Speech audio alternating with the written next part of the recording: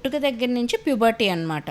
Puberty hit అయ్యే టైంకి only around some 1 to 2 lakhs ఉంటాయి అంతే. సో తగ్గిపోతూ వస్తున్నాయి కదా మనకి, మంత్లీ పోతుంటాయి, కొన్ని బాగానే ఉంటాయి, కొన్ని పోతాయి, అలా కూడా జరుగుతాయి. సో 35 క్రాస్ అయ్యాయి అనుకోండి. సో 35 to 37 దగ్గర మనం చూసుకుంటే ఎన్ని నెంబర్ ఆఫ్ oocytes ఉంటాయంటే only 25,000.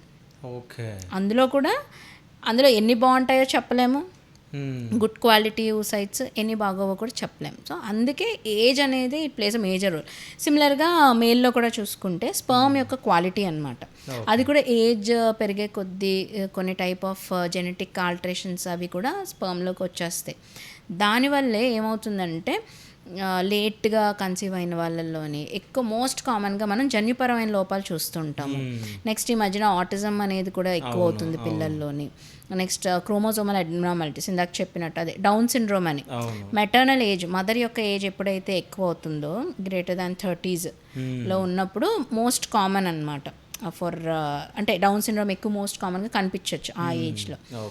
That is why stress చేస్తాం బిఫోర్ 30s పిల్లల్ని కనండి అని చెప్పి, because this is the major reason అనమాట.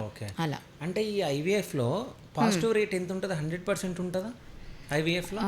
అంటే 100% అంటే ఇప్పుడు మనకి అది ఎలా ఉంటుందంటే, ఇప్పుడు మనం మీకు ఐవీఎఫ్ ప్రొసీజర్ ఇందాక చెప్పాను కదా, ట్రాన్స్ఫర్ చేసాం, మనం ఎంబ్రియోస్ ట్రాన్స్ఫర్ చేసాం, బాగానే ఉంది.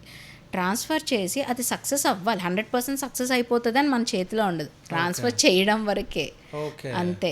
ట్రాన్స్ఫర్ చేసాము, అది సక్సెస్ అయ్యి ఇంప్లాంటేషన్ అయ్యింది, బాగానే అయ్యి బేబీ ఫామ్ అయింది అంటే దట్ ఈస్ అ సక్సెస్.